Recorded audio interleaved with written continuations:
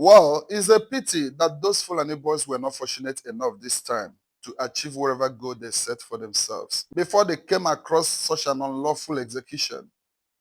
Huh?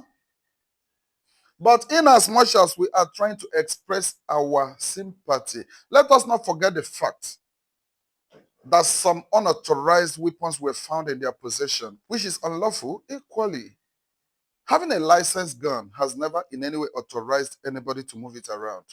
Based on the constitution of this country, hmm, we are not abroad. This is Nigeria. It is unconstitutional moving such weapon around. Imagine where they told us they were coming from. They passed several states before they entered Uromi. I now ask, does it mean that there are no security agencies on the road? If you move from here now, you know how many policemen, mopo, military you will pass on the road. Let's not talk about the harassment that follows it. How come they pass all the way before getting to Uromi and nobody dictated they have such weapon? For the fact that they were caught with unauthorized weapons, which they were not meant to move around with it, huh? Let us not be too fast in tagging the innocent souls yet. This is where contradiction comes in. Investigation needs to be carried out.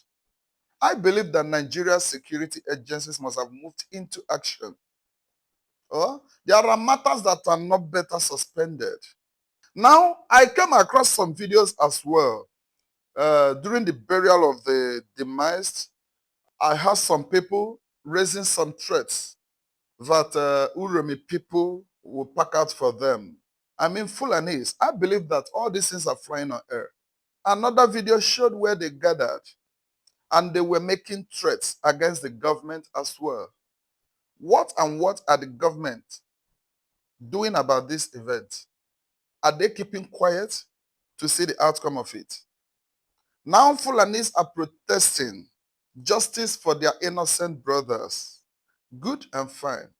I want to ask, is this the first crisis we are hearing about Fulanis? Is this the first time we are hearing about such in this country? All these years that Fulani herdsmen has been troubling this nation, who and who have ever come up to declare justice for the demised? Nobody, not even the government officials. What has been done in order to stop all that? Nothing. Why causing the land to quake? My own question now goes to the government. Is there any provision made for super security for those people that are still living? I mean the Uromi people, in as much as investigation is going on, arrest is going on for the jungle justice. There's supposed to be a maximum security over there. Not even after hearing the threat from the northerners. We all hear what is happening. They are swearing. One came on social media swearing that he will make sure that they are avenged for the demise of their brothers, their innocent brothers. That is how they put it. If they are standing on that, what then happens to our innocent demise souls, which is uncountable? We are talking about 16 people here. I am not saying that what is done is good. But I'm telling you, if we stick to that, what about our mamas, our wives, our siblings, those people that have been molested, squeezed out of the land of the living? Who will stand for them? Who were the people behind all those atrocities? Fulanis, even till date. So what then happens to them? Are they not equally innocent souls? Up till now, I have not heard from any government official rebuking them on that threat. And there is a kind of silence everywhere, waiting for them to carry out what they threatened for, to carry out whatever the mission they think they have. Now, in my perspective, I think that the reason why all this nonsense is happening is because there are a kind of religious restriction to some actions. Religiously, some people are restricted of retaliation.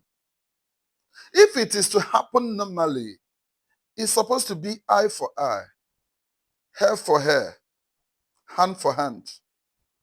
If they discover that when they do this, you retaliate equally, they will stop it. Life is one. Life remains life. There is no super life anywhere.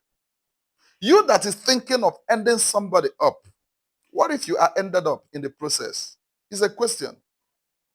The only advice I'm giving to Uromi people, Edo people, see, you don't have to shiver for this. Don't expect anybody to guarantee you a maximum security. Wake up. Your security should wake up. Your vigilantes should be in action immediately. Huh? Safeguard your territory. Don't let a stranger come in to execute anything. If they can stand up to come all the way, stand up to defend your territory. There is no bad thing about it. Hmm? If nobody is there to protect you, would you submit your head or forfeit your family because you want to remain in lawful zone? They claim to be hunters. They chartered trailer to go for hunting. Inside that trailer, cash were found.